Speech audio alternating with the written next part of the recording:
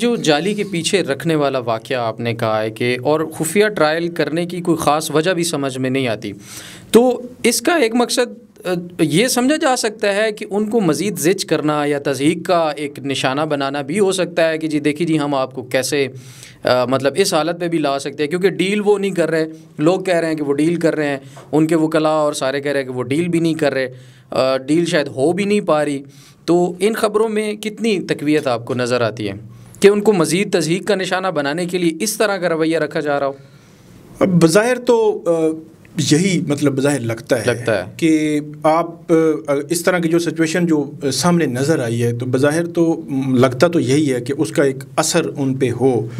Deal کا تو کوئی ابھی تک جتنی میں نے، کیونکہ اٹک جیل میں عمران خان رہے، اڈیالہ جیل میں رہے، تو ہم اپنے جو انڈیپینڈنٹ ہمارے سورسز ہوتے ہیں تو ان سے میں نے بات کی، کہیں پہ کوئی ایسی چیز ابھی تک جو ہے وہ دستیاب نہیں کہ کہا جائے کہ کوئی ڈیل کا پروسیس چل رہا ہے یا ڈیل کے حوالے سے کوئی بات چل رہی ہے یا عمران خان نے کوئی ڈیل کرنے کے حوالے سے وہ کچھ سوچ رہے ہیں. انہوں نے ڈینائی کیا، انہوں نے کہا مجھ سے کوئی ملنے بھی نہیں آیا اور کوئی کسی قسم کی ڈیل نہیں ہو رہی. اچھا، ایک اور بات کہ آج کی جو ہیئرنگ تھی اس میں نے اسپیسیفکلی جو سورسز تھے ہمارے ان سے پوچھا کہ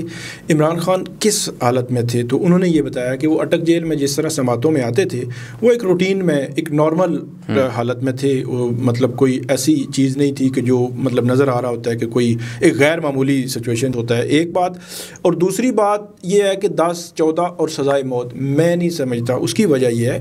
کہ عمران خان صاحب پہ دو قسم کے چارجز ہیں. ایک تو انہوں نے کہا جی سائفر آپ نے اپنے پاس رکھا، یہ آپ نے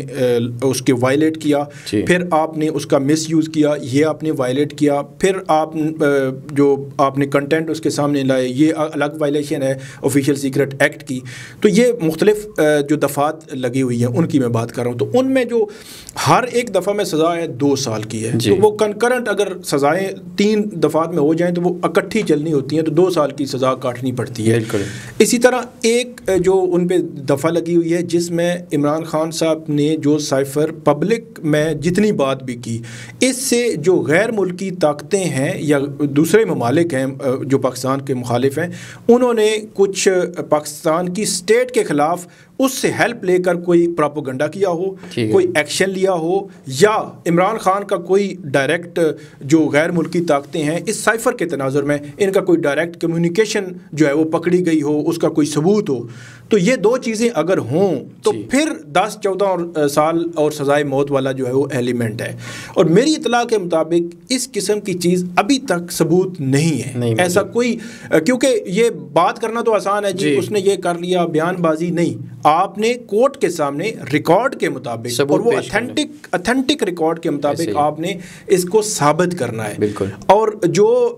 پہلے والی دفعات ثابت ہو رہی ہیں اس میں عمران خان صاحب کے خلاف سب سے بڑے جو گواہ ہیں وہ اعظم خان ہیں اور پھر اسد مجید ہیں یا سہیل محمود سیکرٹری خارجہ تھے. تو اعظم خان کا جو اسٹیٹمنٹ ہے وہ بہت امپورٹنٹ ہوگا آگے چل کر جب اعظم خان اسٹیٹمنٹ دینے آئیں گے. اگر اعظم خان یہ کہہ دیتے ہیں کہ 164 کا جو اسٹیٹمنٹ ہے میری مرضی کے بغیر اور پریشر میں لیا گیا، تو یہ بہت بڑا جو ہے وہ سیٹ بیک ہوگا اس کیس کے لیے اگر وہ کہہ دیتے ہیں. کیونکہ 164 کی سٹیٹمنٹ کے حوالے سے جیسے قاضی فائز عیسیٰ کی جو ادیبیہ پیپر ملز جو کیس ہے اس میں باقاعدہ طور پر یہ لکھا، لاء میں بھی لکھا ہوا ہے کہ اس کا پروسیجر کیا ہے. اس پروسیجر کو اگر اڈاپٹ نہیں کیا جاتا اور بندہ یہ کہہ دیتا ہے کورٹ کے سامنے آ کے کہ یہ اڈاپٹ بھی نہیں کیا گیا اور مجھے زبردستی یہ بیان لیا گیا، تو پھر یہ ہے کہ بہت بڑا سیٹ بیک ہوگا پروسیکیوشن کے لیے اور عمران خان صاحب جو ہے ان کی فیور میں یہ چیز جائے گی. لیکن اگر وہ اپنے بیان پہ قائم رہتے ہیں تو پھر جو ہے سزا کچھ نہ کچھ عمران خان صاحب کو ہو سکتی ہے، کیونکہ موسٹ ریلیونٹ پرسن وہ principal secretary to prime minister ہیں. ٹھیک ہے، کیونکہ ایف آئی اے یہ کہتی ہے کہ سائفر امریکہ سے وزارت خارجہ میں آیا اور وزارت خارجہ سے جس آفس سے ہوتا ہوا پرائم منسٹر آفس میں پہنچا اور پرائم منسٹر آفس میں پرائم منسٹر کے پاس پہنچا. یہ پوری چین موجود ہے. وہ کہتے ہیں اسی چین سے یہ سائفر کی کاپی واپس آنی تھی، لیکن یہ واپس نہیں آئی، کہیں کوئی ثبوت جو ہے وہ موجود نہیں ہے.